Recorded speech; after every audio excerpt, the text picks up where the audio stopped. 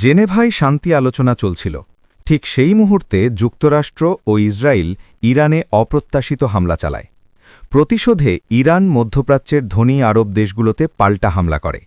একই সঙ্গে কৌশলগত হরমুজ প্রণালীতে বাণিজ্যিক জাহাজে ইরানি হামলায় নৌ চলাচল হয়ে পড়ে সংকুচিত। ফলাফল, বিশ্বজুড়ে জ্বালানি সংকট, লাফিয়ে বাড়ছে দাম।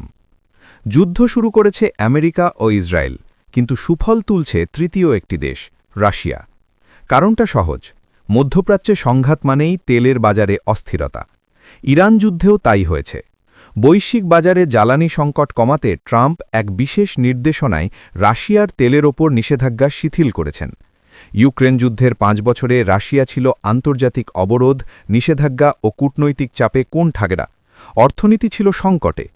এই বাস্তবতায় মধ্যপ্রাচ্যের নতুন যুদ্ধ মস্কোর জন্য নিয়ে এলো অপ্রত্যাশিত সুখবর।